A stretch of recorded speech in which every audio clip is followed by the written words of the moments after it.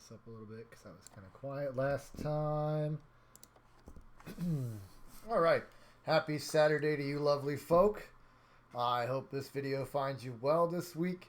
It's probably not Saturday for you, but, you know, Monday, Tuesday, Wednesday, Friday in a panic, whatever it is that you're watching or listening to this video, I hope you're having a fantastic time out there on COVID vacation. Things just kind of happen, don't they? This week we are moving on from our river valley civilizations to talking about ancient and classical Greece and ancient and classical Rome. So last week, while we were in school, we were discussing river valley civilizations, right? And we were looking mainly at Mesopotamia, Egypt, and the Indus River valleys. And we were calling them ancient river valley states. So what they were is a collection of cities that were governed underneath priests or kings, and they would call themselves, such as in the Mesopotamia River Valley, they would be Sumer or Assyria or Babylonia. Assyria, for example, the Assyrians hang around for a while, and eventually, look, we have Syria, right? And Syria is from Assyria, or the Assyrians, right? So they govern the area of the Mesopotamian River Valley. So in between the two rivers, River Valley, like this location here. And they're in the ancient time period. So they're using bronze tools or stone tools. First stones, then replaced by bronze. After the bronze tools, we get another metal, iron. And iron will replace bronze because it's harder and doesn't rust as much and last longer. And we'll see people move out of the ancient world of ancient Mesopotamia or ancient Egypt into the classical world, where now we're moving out of what's the Bronze Age. The ancient world and the Bronze Age go together. Now we're going into the classical world with the Iron Age, okay? So now we're going to look at Greece and Rome, or modern-day Italy. Greece in particular, ancient Greece and into classical Greece, are going to be made up of a bunch of things called city-states, and they're going to be all over the place. They're settled by the Phoenicians, as we talked about last week too. Sorry, my mouse is still acting up. Need a new mouse. So these Phoenicians are settling these city-states, and they're doing it all along the Mediterranean. They start here, as we'll learn here in a little bit, and they settle along the Greek coast, and they settle along Turkey here, the Anatolia Peninsula, the French Levant, or Middle East, Assyria, whatever you want to call this area here. They settle along this coastline, and that helps out with the Mesopotamians. And they also settle along Egypt, Libya, Tunisia, and Algeria. And this becomes Carthage. Right here in Tunisia, in this Tunis Peninsula, this is, or Tunis itself. See the city of Tunis? Right there. This area along, all in here. This is metropolitan Tunis, which is the ancient city of Carthage. And you can see these dotted lines where they have like modern day trade routes and sea routes. Yeah, they traded with this island here called Sicily, or Syracuse as it was back in the day in classical era Greece. Syracuse. All right, and they traded with Crete. We'll look at Crete later. This is Crete. I, in particular, would like you guys to learn about this little island right here. Come on. Right here. This is Santorini. Why am I talking about Santorini? Well, not only did I vacation there one time, and we'll look at some pictures of that, but we're discussing how last week the ancient river valley civilizations only lived on rivers. Remember, I was saying it was key that they only lived on rivers. There's no lakes. And that's because these rivers feed out of the mountains and they drop silt as the rivers flood and then recede away. So the water floods over the bank and then it recedes away and it leaves silt, and that replenishes the soil so you can grow crops again that following season. So you get 2 crop growths per year. You can't do that with a lake because the lakes don't have that tidal flooding. They don't have that silt depository. Also, they don't have a mountain to grab the soil and pull it down to create the silt either, right? It only functions from rivers. And that's why we see the growth of the ancient states near rivers. Eventually, sailing gets good enough and farming methods get good enough that we can see people build bigger cities out away from these rivers, and instead they build them along coastal plains. And if you look here, just looking at this map, we can see the darker green area along the coast, right? You can see that all the way around. You don't see any here on this part of Egypt, but there aren't really any ancient cities that really develop here, but they do go right here. See how it's the green color? And then we get some more over as we get into the Tunisian peninsula along here. And this is where the seat of Carthage really comes up. It's all the way down here to the Gibraltar Strait and Tangier, Morocco, that kind of area. And that's what happens, is they get better sailing, so they're able to be more mobile and then colonize these areas with darker green, which at the time would have actually been even bigger areas, but they've since gotten smaller due to global warming. And some of them are actually new due to modern technology. But at the end of the day, these places are where we see these ancient into classical cities develop from the Phoenicians. That's what we're starting with.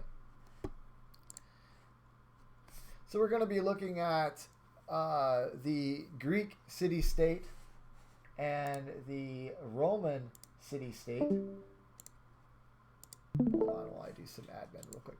There we go. And we're going to be comparing the two. Now notice it says Greek polis and Roman city. The Greek polis means city-state. It's just a Greek word for city-state.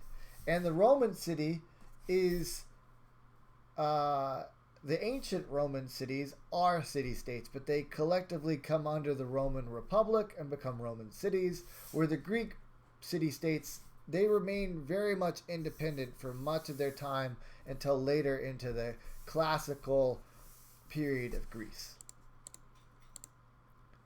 So just note that the classical period, or we could call it the golden age of Greece, is from 500 to 300 before Common Era, right? And we're going to see that term golden age throughout the rest of history. People are going to have their golden age. It's only going to last for a short while, and then it's going to go away. So if we look here, we can see that Greece's golden age lasts for about a couple hundred years. And it's during their classical period. And everyone else is in their classical period as well. During this time period, we're going to see Greek monuments, Greek art, Greek philosophy, their architecture, their writing. It's all going to surge, and it's going to become very popular within the Mediterranean world, and everyone's going to want a piece of it. And this classical Greece, with all of this cultural addition of monuments, art, philosophy, architecture, and so on, is going to be the building blocks of Western civilization. And so when I say Western civilization, I'm talking about Europe. Europe's building blocks for what we know today as Europe is going to come from Greece and their cultural additions to the world. The two most well-known city-states that we're looking at, and anyone would really be able to recall, are Athens and Sparta. Athens is the capital of Greece today. It's been the capital of Greece for as long as Greece has been Greece. And Sparta is a city-state at this point during classical Greece, and it remains one for quite some time because Sparta's stubborn. When you live in ancient Greece and you're looking around at these Greek city-states, they're very much proud of their own selves. So if I am a Spartan and I live in Sparta in the city-state and I look at Athens, I look down at Athens because they're not Spartan. If I am Macedonian, and I live in a Macedonian city-state, which they collect together, so there's more than one. And I look at the Athenians. I'm like, those weak little nerdy book nerds. What do they know? Um, there's a whole bunch of them. There's Athenian, Macedonian, Spartan, uh, Peletian, Cyrenian. I don't. God, there's so many I can't even remember them all. I'm not coming up with more than that right now. But there's a ton, and they all look at each other and they're like, they're not the Greeks. They're not the real Greeks. We're the real Greeks. When really, collectively, they all speak Greek and they all follow the same ideas. So they're all Greek. And they actually unite together to fight off outsiders quite often. Now, who settled all of these Greek city-states? That's what we were saying with the Phoenicians. And the Phoenicians break up into different kingdom or empire times, right? The oldest being the Minoans, and that's under King Minos. And King Minos, he lives in Crete, and we will actually, you could look at him if you read the Odyssey or if you read into any ancient or classical Greek literature, you'll read about King Minos, and he's in Minoa, or the island of Crete. And that's around 2000 to 1400 BCE. That island I was talking about, Santorini, and look what I found, guys, is a pointer. Is right there. The island of Santorini. That's the island I visited. It is also a Minoan city at that time during 2000 to 1400 BCE. This is about 1,000 years after Egypt starts. So Egypt has been going for 1,000 years. Mesopotamia has been going for 1,000 years. The Indus River Valley, 1,000 years. And then around 2000 BCE, up pops King Minos and his Minoans, and they sail. They don't just spring up magically here. They're settled by the Phoenicians, right? So the Phoenicians settle here, but then suddenly King Minos takes over these Phoenician city-states, collects them together, creates the Minoans around 2000 BCE, and they start sailing on around and settling other places. One of them is Santorini. And why am I bringing up its importance? Not because I visited there, because it answers a question that historians often have. And that is, how did Egyptian goods end up in Greece if they can't sail from Egypt to Greece? Funny thing is they can only sail horizon to horizon. So all they can sail is from one island to where they can see off in the distance, because there's no navigation technology right now. All they can do is sail along a coastline to another coastline. And so they have to be able to see one another. So from Egypt, in fact, they can see the island of Crete. So that's an easy one. But Crete cannot see the coastline of Greece, nor these little bitty islands. But what they did figure out is this island of Santorini, which didn't quite look like this. It was actually a bigger island at the time. And they built a lighthouse on it. And they could sail from this island of Crete to that lighthouse, from that lighthouse to then follow these other islands up into Greece. And that's how they traded Egyptian goods across there. Later on, after King Minos loses control, or well, actually it's King Minos' dynasty because it's his kids, because this is, as you can see, 600 years.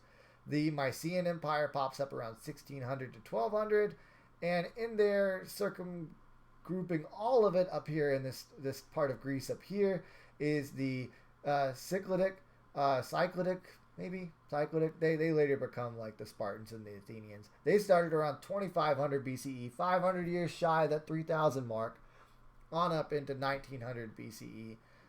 They're conquered by these other guys during different periods.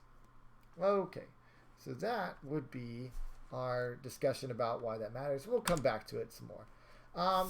Right here, during my little trip to Santorini, I went to, they have an archaeological dig there, and the dig is covered up by a nice building, so you can go in and tour it, and you're up on like catwalks. There's a catwalk right there as you're walking around. And, they dug down and dug out this city.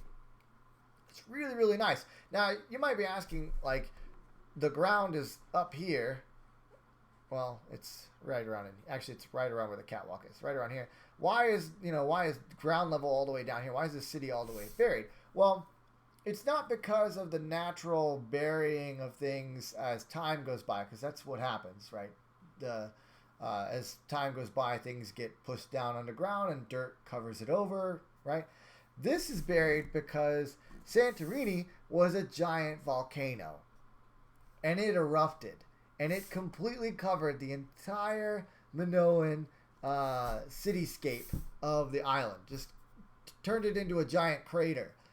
Sort of if you're familiar with the Romans Pompeii, it's the Greek Pompeii. Like the island explodes and covers up the city. So this is the remains. But what it did is it perfectly preserved the remains, and so now we can see like vases and windows and the beams and the brick layout and the whole 9 yards. It's really neat. So I was discussing earlier about how each city-state looks at the other city-states or anyone that's not Greek and says they're not civilized, right? It's because they've all got their own character in the story that we're uncovering about ancient Greece. And I mean, really, like generally speaking, women are like, "Yay, Greek vacation!" And these are these blue dome buildings with white. This is the city of Santorini on the island of Santorini. It's very picturesque and beautiful. Honestly, I was just looking for the Thermopylae battlefield and very disappointed that while there, I never got to go see that because I was nowhere near it. But man, would that have been awesome. As I said, Santorini is a giant island that is a volcano. And here is the remnants of that volcano right here. And this water area and this edge, this is called a caldera. And caldera means pot in Greek. And what happened is this area was actually all level out to here. And there's a volcano, like this or something like that. And it exploded and water filled in the crater and left the center volcano. And then like, now you got a cliff edge and then the city. And I mean, down there is like the harbor. Like we rode donkeys down this hill. Like it's crazy. Yeah, nuts. But this is the other city of Santorini. So this is all with the Minoans and King Minos. And that's not alcohol. That's tomato juice in a jar. Yeah. Here we are down inside the caldera. In the water, like you can see how tall the cliff edge there. This is a Turkish sloop that we rode out to the volcano. Yeah. Now, when we actually look at the city of Athens, you can see a common structure that you'll find in most of these city-states. And in particular, the one that's most well known is the one in Athens, and it's called an acropolis. Acropolis means well, polis, there's that word polis, right? So this means city or city-state. And then the word acro, we look at that. Just the beginning of I don't know how to spell it. There we go. The root word of acro, right? It's combined. And that's why. So, acrophobia is our fear of heights, right? A phobia is a fear, and then acro. There you see it again, and then notice it says height or tip or end or the extremities. So, when we're looking at the Acropolis, it's the highest point in the city, right? So, acro, height, city. Highest point in city. And that's what this is. So what they did is anytime they made a city-state, they would ensure that there was a high point in the city to build the Acropolis, which basically was like, we're going to build all of our most precious buildings there, and it's where everyone's going to go if someone attacks the city. We're going to go to the highest point and defend it. And that's why you got these sheared off walls and like a cliff edge basically, and there's also like only a single staircase up there and it's quite narrow. I know this is a fuzzy picture, but see, high city, a fortified area, usually the highest point in a city, but that's why it's named Acropolis, is because acro means height, polis means city, high point in a city. Here it is, looking from the Roman Agora. You're asking, we're talking about Greece. Why is there a Roman Agora? Because Rome took over Greece at one point, and then they built their own agora. What's an agora? Well, that's a good question. Have you ever heard of agoraphobia? It's fear of the wide open spaces. Agora means wide open space. It's usually the marketplace, the business center. So this is the ruins of the Roman Agora, and there you can see the outcropping of the Acropolis. While there, I went through this building right here, which is a remake. Oh, you can't see my pointer. This building right here, which is a remake of some of those Roman marketplace buildings. And inside of it, there is a museum.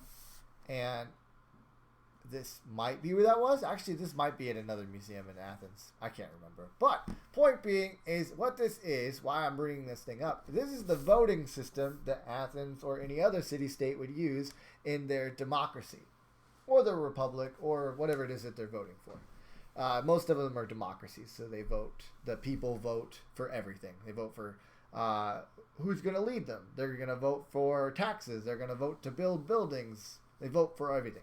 And what it is they have these big blocks of granite with these slots chiseled into it, and they would take these clay discs, and each column going up and down would represent an item to be voted for. And you would take your clay disc with your family seal as the male head of the household, who's land owning and from the city. Let's go ahead and go over those stipulations one more time. So you had to be a man, you had to own land within the city-state boundaries, and you had to be of that city-state in order to vote. So if I was in Athens, I'd have to be a man, an Athenian man who owned land, farmland, whatever kind of land, to be able to vote in this. And I would be the head, I'd be voting as my household, the head of my household. I'd have my little clay tablet. It would have my household emblem on it. I would slide it into one of these slots for whatever item I was voting for. If there was more than one item you were voting for, you'd have more than one clay slot to slide in there. And then the slot with the highest amount of clay things in it would be the one to win, right? And that's how it worked. Kind of reminds me of Plinko. I don't know. I just think... Anyways. So you're walking around the Agora there, the Roman Agora in Athens. There's these big trenches, and these are sewers. Just like we saw in the Indus River Valley ancient states, these classical states, it's very common for them to have sewers. And that's basically what they did is they dug a trench, they lined it with heavy stone, limestone usually in this instance, and then they would have a plate stone, that's what it's called, and it would lay over the top, and then this would actually be covered up with another set of stone for the road, but it's gone now because probably people robbed it. But we see the undercroppings of this sewer system, and it probably was deeper and had to be dug out every now and then, but it took care of poop, leftover rainwater, pee, that kind of thing, and that was how it was done. Let's see. So yeah, why are we looking at this stuff? Well, let's talk about this real quick.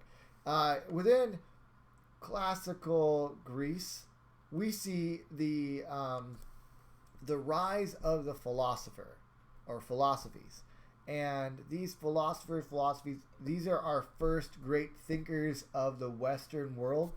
Very key that you note that they're the first key thinkers of the Western world. So we're not concerned with great thinkers of Egypt, great thinkers of Mesopotamia, or the Indus River Valley. Notice none of those are in the Western world.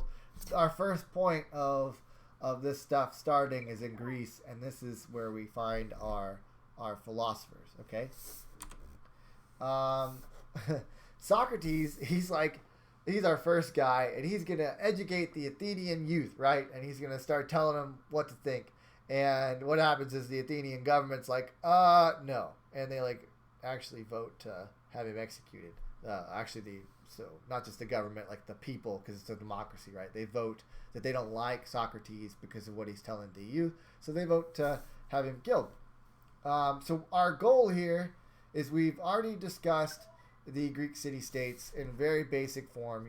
They're the same as the other cities that we discussed in the River Valley civilizations, except at the Acropolis, and that the government isn't a king or priest. In this case, they're democratic. You vote, for the exception of a few, like Sparta, which is a military-led city-state. But now we're looking at identifying the importance of these philosophers which are first Western thinkers. There's Socrates, Plato, and Aristotle. We're starting with Socrates. Socrates, he's a popular philosopher in Athens. He's falsely accused of basically getting these teenagers to think, or they're corrupting their thoughts, right? He's falsely accused of that. And it's because he's saying things like, the world is round, you need to, like, things can be critically thought through, you need to question what's being told to you, that kind of, it should sound familiar because all of us have been told the same. He's an interesting guy. He's the first. His student, that's underneath him, is who he tutors. His name is Plato, and Plato doesn't like the idea of democracy. He sees faults in it, and so he develops this idea of a republic. Now, his republic isn't led by a president or something like that, or a leader, and in their democracy, it's a true democracy. There's no actual leader. The people vote for everything, right? So that's why the people of Athens vote to have Socrates put to death. Plato doesn't like that happened. He sees that Socrates is brilliant and that there's no reason that these people should fear him and vote to have him put to death. And so he thinks that people should elect representatives to then represent them in government and make decisions for them, because the people aren't smart enough to make the decisions. The representatives are, and it would make things more like precise, quicker, better decision making. So he comes up with this idea of a republic, and he says it should be led by a philosopher king, which is right there, philosopher king. And this philosopher king will be an educated man who is voted to be the king. He doesn't get king by birthright or something like that. He's the philosopher king because he was voted into office as the king, as a thinking king, a philosopher, right? And that there would be these representatives and things wouldn't happen. Like, that's the ideal state for him, is that the citizens' lives would be regulated in every aspect by these representatives and the philosopher king.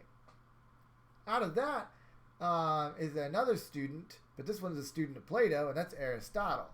Aristotle thinks that all of that's a bad idea, that they should have a strong, virtuous leader. And this strong, virtuous leader would then have children and show them how to be strong and virtuous. And that's where we get the idea of a strong monarchy. And he really taught about conduct and how, like, if you pursue things in moderation and all that kind of stuff, that it would be good for you. That's where we see that. So here's some quotes to show you what these guys are like. Socrates, the only true wisdom is knowing you know nothing. There is only one good knowledge and one evil, ignorance. Socrates. I like that. I mean, being ignorant is an excuse to an extent. And if you don't know what ignorant is, it's when you're like, I didn't know that was a rule. I didn't know how to do it, so I didn't do it. Right? Out of ignorance, you didn't pay your taxes because you didn't know you had to pay your taxes. That's ignorance. And he's saying that that's an excuse and that it's an evil for man, because everyone needs to seek out the answers to find the things that they didn't know. Just sitting back and be like, well, I didn't know. That's just lazy. Even though it's kind of a Hippocratic thing, because it's funny. Because he's teaching philosophy, but he doesn't actually write down any of his lecture notes. The only reason we know what he says is because his boy Plato, I say his boy, not like it's actually his son, but like his student Plato writes all that stuff down for him. For all we know, Plato made up Socrates. And he says he's the wisest guy in Athens, but he also talks about the fact that we actually know nothing. When he says he knows nothing, though, what he really means is, like, what you know is very small in comparison to the amount of information out there to know. So, in retrospect, we know nothing. Next is our guy, Plato, who hates democracy, right? When Socrates is to be executed, he's just upset. He's like, I hate democracy. I think it's stupid. So that's where he gets the philosopher king idea. And he says democracy is a charming form of government. When you say charming, it's like you're being condescending. You're like, oh, that's nice. You know, it's like when a little kid comes up to you with his car. He's like, look at my cool car. And you're like, yeah, that's nice. I got a real car. It actually drives, you know. And you're like, and he's like, it's full of variety and disorder, and dispensing a sort of equality to equals and unequal alike. And basically what he's saying there is that everyone is put on the same playing field within a democracy, so they get this sort of equality, but they're unequal because of like the majority versus the minority kind of thing. That's where he comes up with the republic idea. Finally, we got Aristotle. If you ever wonder where the ideas of Thanos comes from, it's later on in it's taking Greek mythology, changing it into Roman mythology, and you get Thanos, but it's coming out of these philosophies from Aristotle. Yeah. All things in moderation, perfectly balanced as they should be. Plagiarism? Probably. So in democracy, the poor will have more power than the rich, is what he feels like. Because the majority versus the minority. And because there are more of them, the majority will always be supreme. And that's basically like looking around like, well, there's always less rich people than there are poor people, so all the poor people will just vote to take all the rich people's money. It's kind of where that's going. And that might sound familiar, and I don't really mean to be like political. I'm just saying that these ideas are as ancient or as classical as classical Greece, right? They're classic. Okay. That says who would win. And this is a joke. So now we're moving on. We're done with the philosophers. We're going to look at some military things. We're leaving out. We're talking about our first great Greek who leads people that you really need to know. His name is Alexander the Great. So who would win, I ask you? The largest empire spanning from India to Greece, wielding one of the largest armies man has ever seen up to this point, right? This huge Persian army. Or some boys with some long pointy poles led by a 16-year-old teenager and his horse named, hold on, it'll come to me, Acephalus, right? I'm pretty sure it's Acephalus. Look it up. Tell me if I'm wrong. So yeah, Alexander and his white horse. Is it Persepolis? Acephalus? I don't know. Anyways, he's 16 years old, takes these men from Macedonia, these Macedonians, and they're called hoplites, and they look like this, with pikes that range anywhere from about 20 to 40 feet. He arranges them in a certain formation we'll look at later, and he's fighting the largest army in the world at this time, and the largest empire in the world at this time. So here's Alexander, like in metaphor, as this dust cloud storm thing, and he's rolling over cities like crazy. They're just random cities, and they're named something else other than Alexandria, because every time he takes one over, he renames it Alexandria. And that's why there's like 50 Alexandrias. So here's the route that the Macedonians take, and we're going to compare it here. So I guess we'll start with, we talked about the ancient Hebrew or the Jewish people who they end up in Egypt in slavery. Moses takes them out during what we call the Exodus. This is the route they take. It takes them 40 years to take this route. They wander around the desert looking for Canaan or the Promised Land, and they spend 40 years. Okay, now look over here at 16-year-old Alexander the Great, who leaves from Macedonia up here in northern Greece, goes down here through the Bosporus Strait, through the Anatolia Peninsula, takes over a bunch of cities, renames them Alexandria, goes down along the French Levant coast here, which is, we'll call it Israel, Jordan, Syria, all that kind of stuff, right? The northern edge of the Mesopotamian plain, goes through there, renames a whole bunch of cities, Greek cities and whatnot, goes into Egypt, takes over Egypt, comes back out and says, oh, I'm not done yet, I'm going to go after Persia. Then comes through here, goes through the Macedonian area to Babylon, which is the seat of Persia. Then actually goes through Persia. This is called the Hindu Kush area and northern Afghanistan.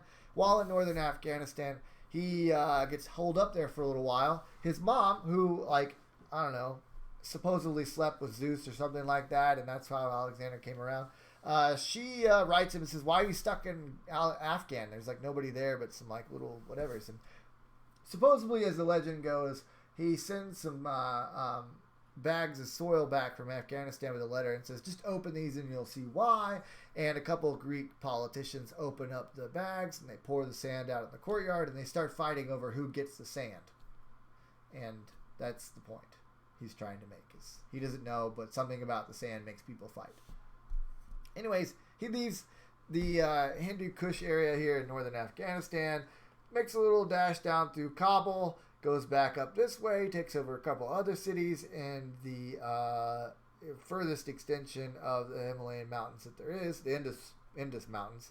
Goes through the Indus River Valley, takes over the Indus River Valley, circles back, hops on a boat, and ends up back in Babylon. And that's where he dies. Takes about 11 years. So he is 27 when he dies. Fun. He makes the new largest empire to date in 323 BCE. When this says when he was 16 years old. That's wrong. He started when he was 16. He ended when he was 27. 30-ish. We'll call it 30-ish.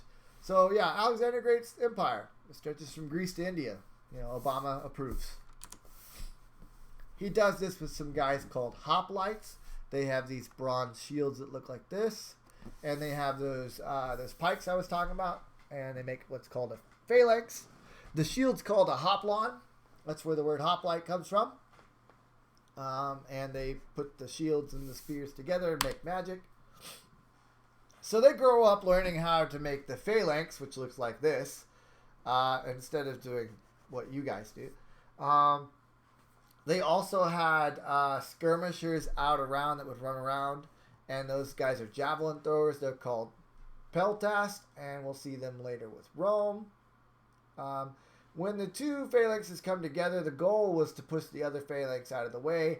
A battle between these two phalanxes or groups of spears would probably take about 20 minutes, roughly, and then they would separate off, take a break, and come back. They'd do this about 4 times during a day, and whoever lost the most might give up, and then you get the piece of land you're fighting over. These 20-foot to 40-foot long pikes, they weigh anywhere from about 15 pounds to 20 pounds. Let's see. So yeah, we talked about the philosophers. Then we talked about Alexander the Great. We talked about the polis and how the center of it was the Acropolis, and that was how the city-state worked. Now we're going to look at Greek mythology, which comes out of their polytheistic religion. Again, polytheistic means many, right? Many gods. We've discussed this. So our first group are the Titans. They're the first, or the elder gods. They're the first group of them. There are 12. There's Zeus, Coronis, and Rhea, and several others.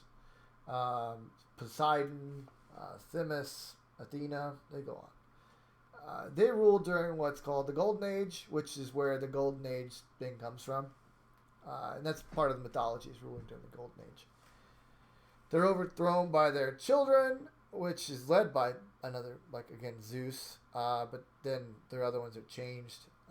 And these Olympians become the 12 Olympic gods, which are the 12 rings for the Olympics. And they ruled from Mount Olympus. The Olympics are meant to mimic the achievements of the gods and other achievements of Greek battles. For instance, the marathon that we run, like we run marathons and they're, what are they, 27 miles, I think, 27 miles or 30 miles. And that's to mimic a Greek soldier who ran 30 miles really quickly to warn of the Persians coming. So this word coming out of here is pantheon. We'll see this word lots of times. A pantheon is a belief respected by people, and they fall underneath religion. So you have a religion, and within a religion, the religion will have pantheons, and these will be like core tenets, core beliefs within the religion. So the Greeks have their core pantheons. So Zeus, starting with him, he, real simple, he's the supreme god of all the Greeks, and his wife's named Hera, and she's also his sister, and he's kind of the core problem child also, because anytime Zeus decides to have a child with a human woman, that child ends up causing problems. Another one, Poseidon. This is literally, I mean, I don't know about you guys, I'm just saying, every time I put goggles on and I get underneath the water, like in a pool, and like I breathe bubbles, and then like I pop up with my Super Soaker 5000 and I shoot someone in the face, I'm Poseidon. I'm just saying. He's the god of the ocean, earthquakes, horses. He has a trident, and he's awesome. You know, I'm just saying. That's every time I'm in the water, but maybe not you. All right, so we're gonna leave those are the gods that we've covered so far. You can look up any other ones you'd like to. Athena is the Greek goddess of Athens. She is the god of wisdom, even though somehow our city gets destroyed. It's kind of funny. Something with Athens to note is that they don't really have that strong hoplites, but they do have a strong navy. So, you know, Athens on land is Toy Story Dino. Athens in the sea, scary Jurassic Dino. They really were good. They had a good navy. Basically, every time Athens gets invaded, everybody loads up on ships and goes out in the Med and waits for them to ransack Athens, and then they come back afterwards. This guy's kind of interesting. So Hermes is the god of commerce and Thebes. He's also the messenger god, so he's like the Amazon of... because he always delivers a package or a message to people. He's the Amazon of the Greek mythology world. And looking at that, you know, like Zeus is the CEO of Amazon. Hades is like where all the damaged goods go. And then there's Hermes, who's the Amazon package deliverer. I don't know. Funny thing is his symbol, he carries around Apollo's staff. And the staff is wrapped up in a serpent. And it's supposed to mean commerce.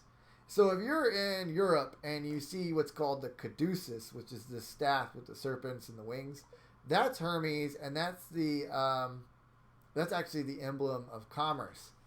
But if you're in the United States, it's a medical symbol because some idiot army doctor a long time ago got the symbols mixed up, and he was like, "Oh, I have a Greek symbol for the Army Medical Corps," and pick that, and now it's stuck there, and we can't get rid of it. Here's another cool one. This is a Titaness, or Greek goddess. Her name is Themis, and she is the goddess of justice. So she's the one you see outside of like the Supreme Court, and any cool lawyer might have them, and it's like she balances your soul on these scales, kind of thing. She's the personification of this like order and fairness, law, that kind of thing. So the Romans are going to adopt these Greek gods, and they're going to change their names, and then they're going to assign these Greek gods to planets because they're a bit more like astrology focused than Greece is. Even though both of them have a good concept of planets and that they orbit and that the world is round. Even that maybe that the Earth rotates around the sun. They might have even kind of figured that out. But we're going to see all of that disappear, and we're going to turn back to idiots at the end of the week, basically. So here's these hoplites again. And let it be known that Greece isn't the only one to develop this idea of pikemen and put them together, but they're the only ones to make their spears 20 to 40 feet long and quite get the idea down to a perfect art. So they got these funny looking hats on, and they wear sandals, and they got their bronze plate armor / leather cuirass is what that's called, the chest plate, and they get together in these box formations, and the boxes will move together on the battlefield in a line, right? The pikes in the front will put their pikes down. The guys in the back will angle theirs up. If the guys in the front are injured or after a certain interval of time get tired, they'll retreat to the back, and then the guys behind them take their place. This allows for them to fight for longer than 20 minutes. So now a battle can go on for a longer period of time. And these pikes will meet other spearmen formation, and they'll outreach them, and their discipline is so good that they beat them. Cavalry can't deal with them, so the idea of a horse running up on them isn't really going to happen. And remember how I told you that in Mesopotamia and Egypt and the Indus River Valley, how the chariot really changed things for people and like became a problem? Well, these guys, anytime anybody had the money to make chariots, they try to use them against him, and it didn't work out so well. The chariots go flying, and people go flying out of the chariots, and that's basically it. And you just wasted a whole lot of your precious king dollars to do that, right? But they're used really well by Alexander, and Alexander also used a cavalry setup himself, and he was a fine equestrian, is what they're called, equestrian. So he could ride horses very well. That's what equestrians do; they ride horses. As an example, this is the Battle of Gaugamela. This is against the Persians, which is the largest empire in the world, and kind of to like set the what's going on here. So Alexander's dad is his name is it David? Don't quote me. I think his name is David.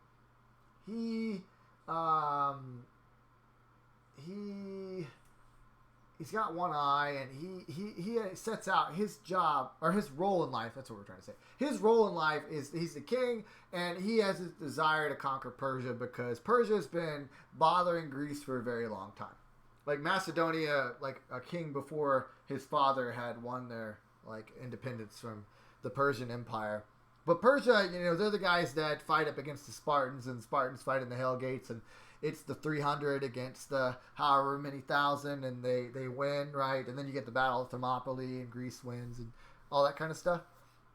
That is that's Darius's like grandfather Xerxes, or his father Xerxes. Okay, that's that battle. So the Greeks are starting to kind of win, but Darius he controls this huge Persian empire that stretches from Greece to India. Alexander sets out to do what his dad could never do at the age of 16, and he's going to conquer the world, the known world, which is Greece, Egypt, and Persia.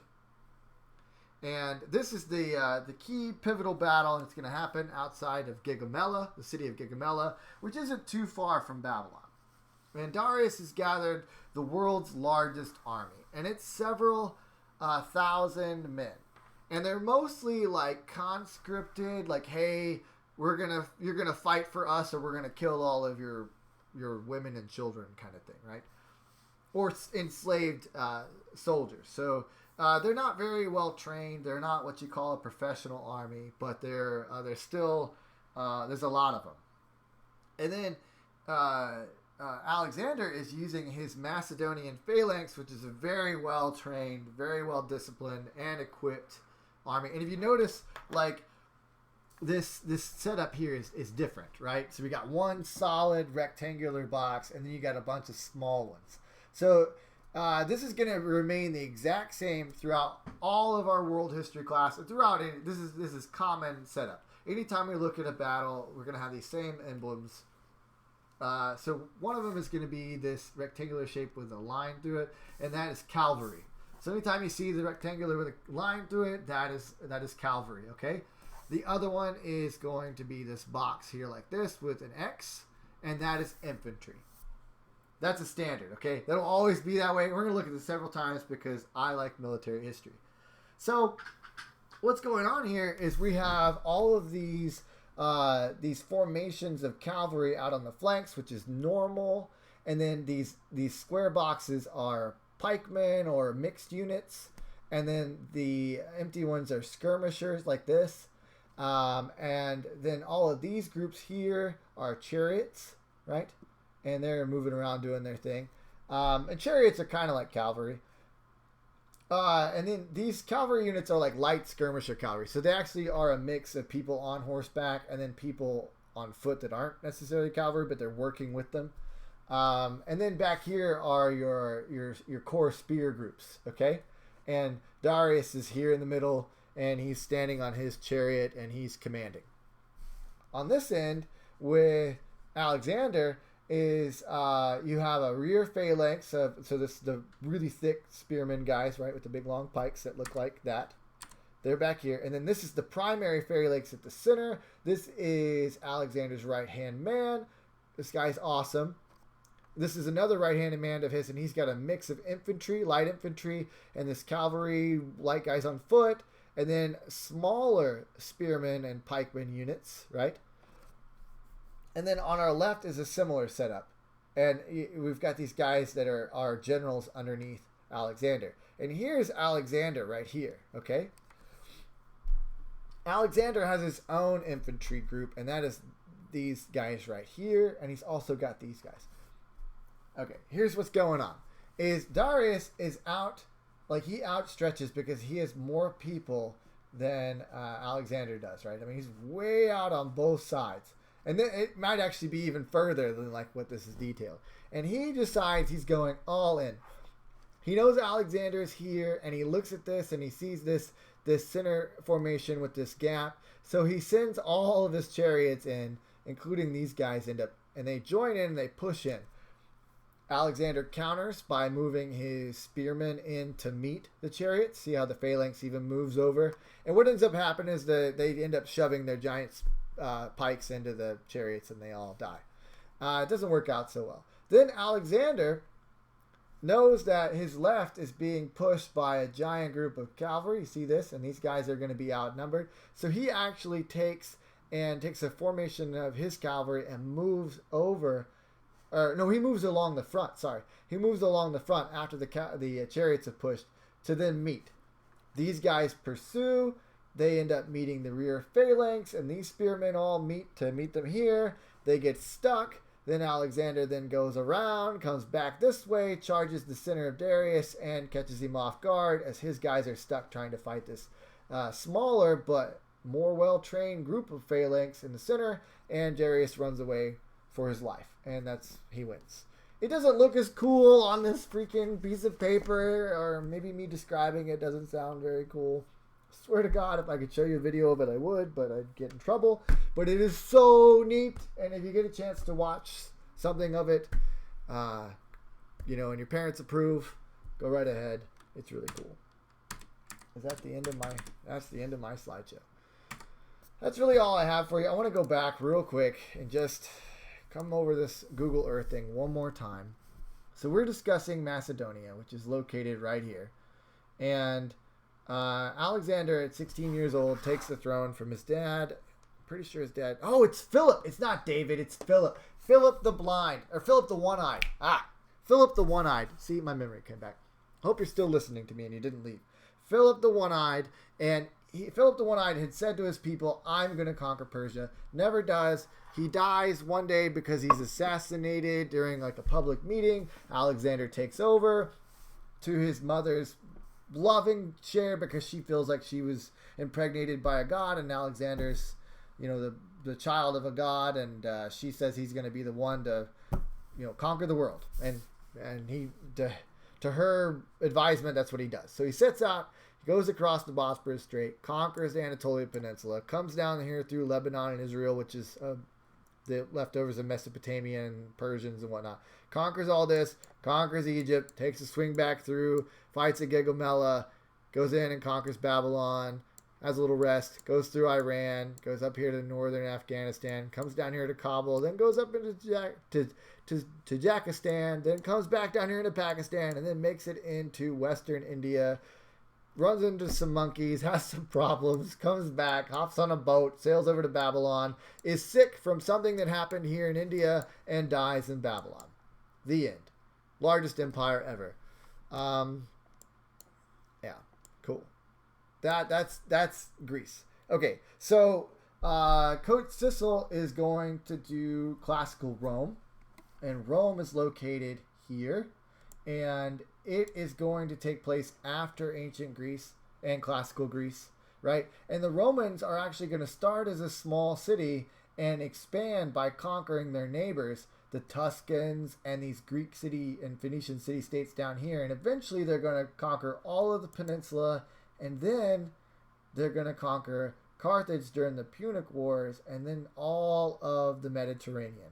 This will all become the Roman Empire. Like this whole area, even on up into here and over into here. All Roman Empire. It's crazy. Okay. So now that we did that, real quick, how long have I been recording? Oh, wow.